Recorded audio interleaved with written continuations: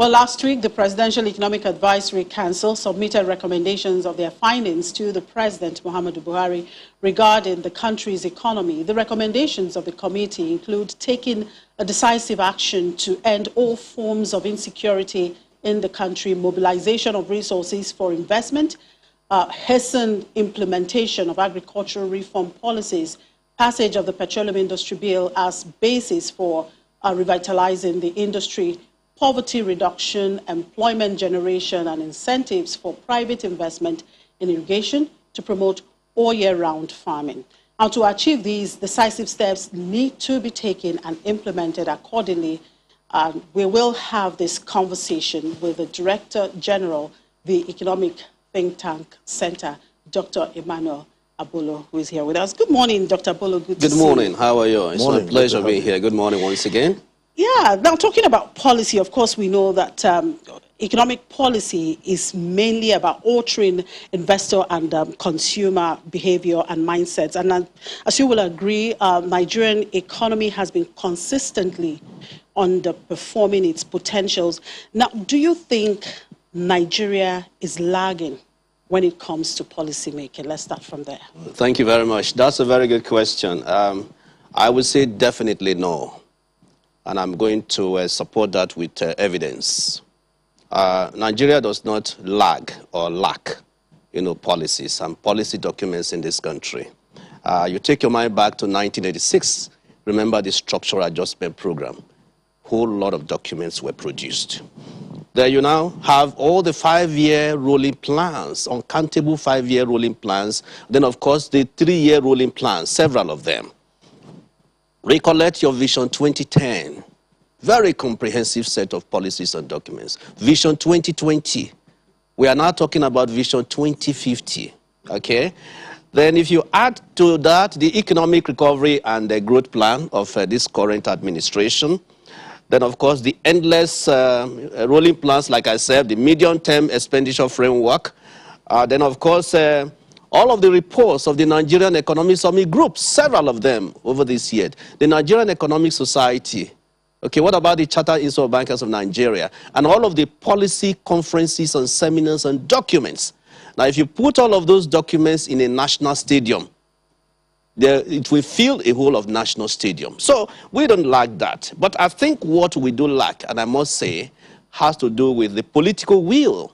When I was here in Sunrise Daily, I did talk about, political will extensively. What we lack are not policies, not policy documents. We lack the political will and commitment, to implement those plans. So we need to navigate. We need to move away from crafting of policies and go into more of action. We should be action-oriented, not just developing policies. So my answer is definitely no. All right, the Presidential Economic Advisory Council has publicly called on the government to take decisive steps to initiate reforms. So let's look at some of these recommendations. Tackle insecurity, mobilize resources for investment, hasten agricultural reform policies, employment generation, among other things. Some people say that these are just sound bites. What is it to you? Sound bite. Well, I want to disagree completely with that. First of all, the members of the Presidential Economic Advisory Council are very, very honorable men and women. Okay?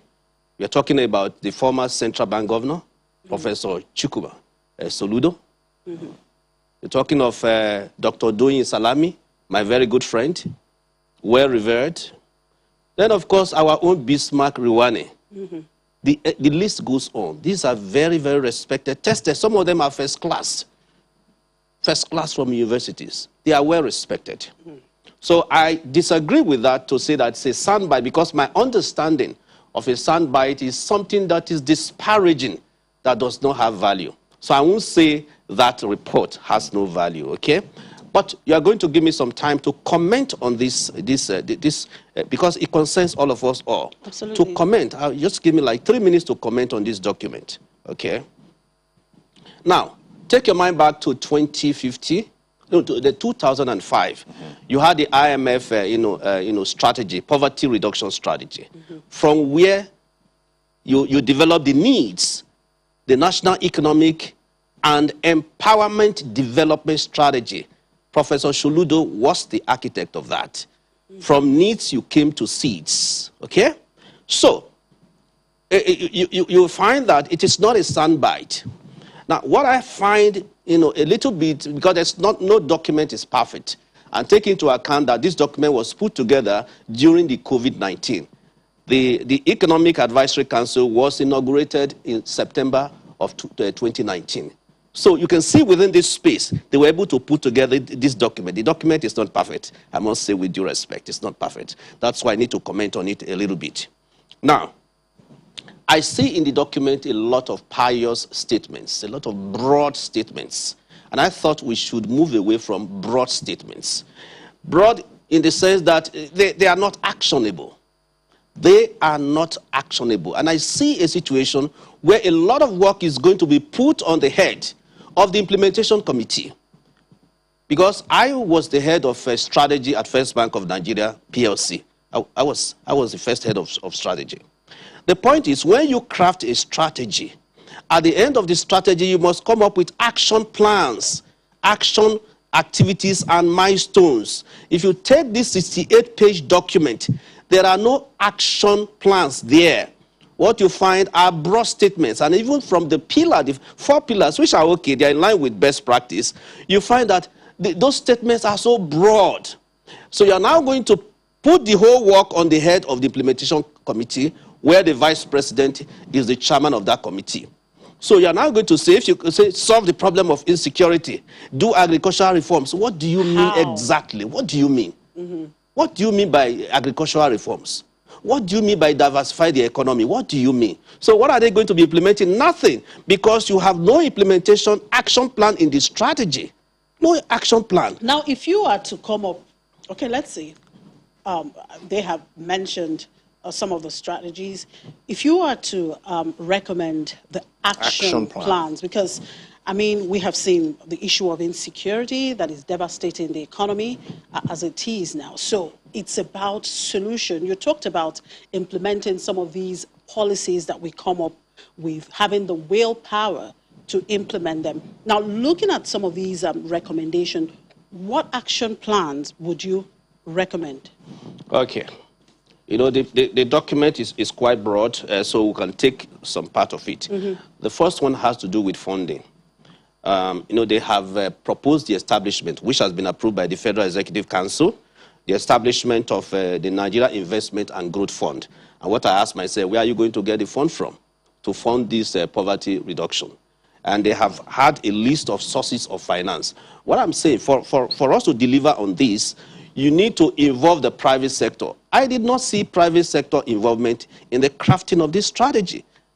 It looks like a government affair. Without involving the private sector, because it's supposed to be a private sector-led economy. So my recommendation would be bring in the private sector. Or perhaps they must have consulted some of the private sector. That is what I don't have that information from the document. I don't have that. I'm not saying they won't consult. But looking at the document, I cannot see the involvement of private sector. Even if you look at the implementation committee, there's no private sector there. So I would say in one beat, I would say the private sector should come in immediately.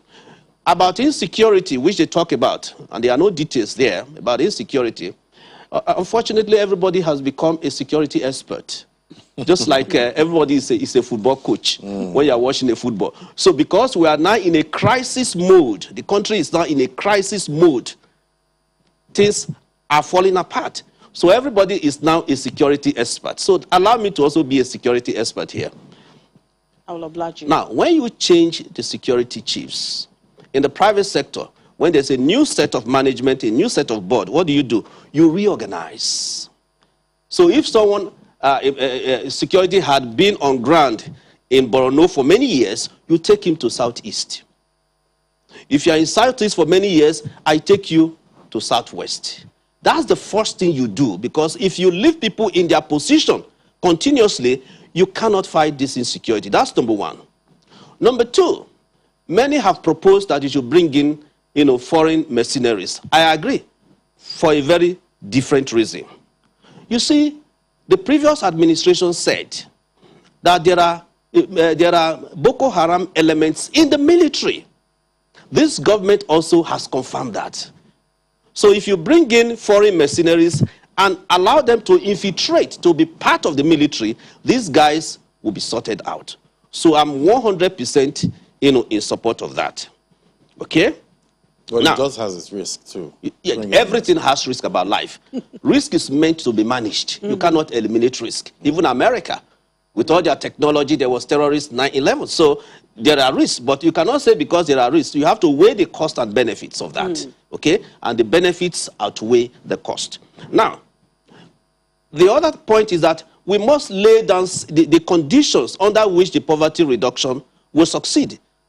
The conditions, one of them is the security issue. Without security, let's forget about poverty reduction.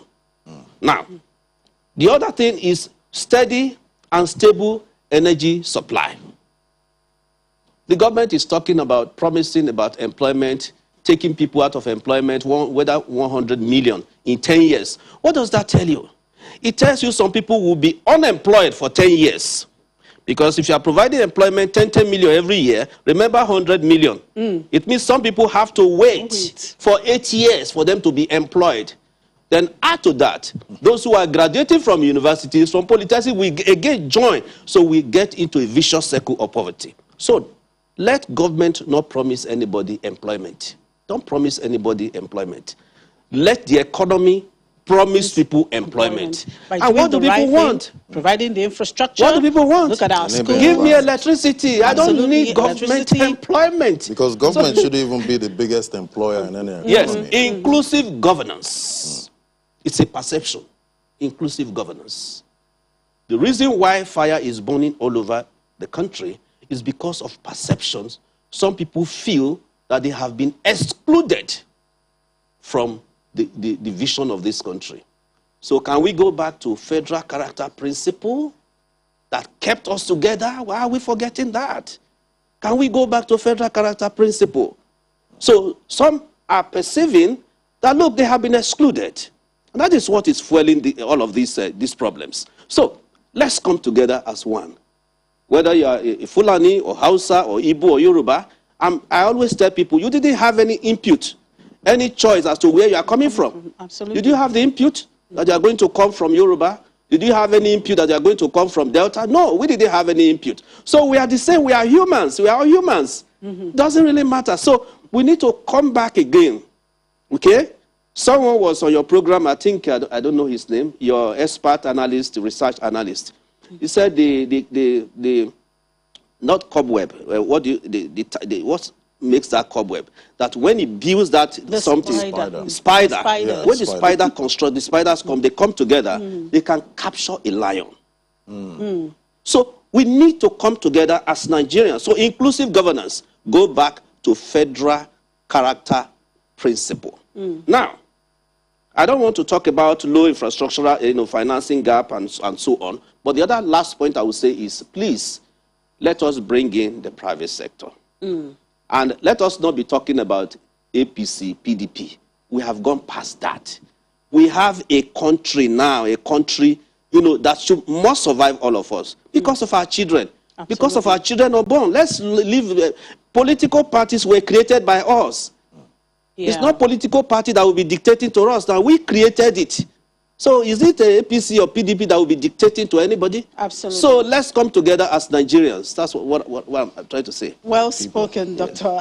Abolo. Very, very well spoken. Yeah. Well, let's just hope that we eventually get things right in this country. Thank you very much for your time. Thank you. Thank you. That's all. Yes, okay. Dr. Emmanuel Abolo is the DG of Economic Think Tank. In the meantime, regulatory governance quality has been identified as a major component of a healthy investment environment, as regulations can make or mar an investment. We will be talking about this after the break. Keep it here with us. This is Business Morning.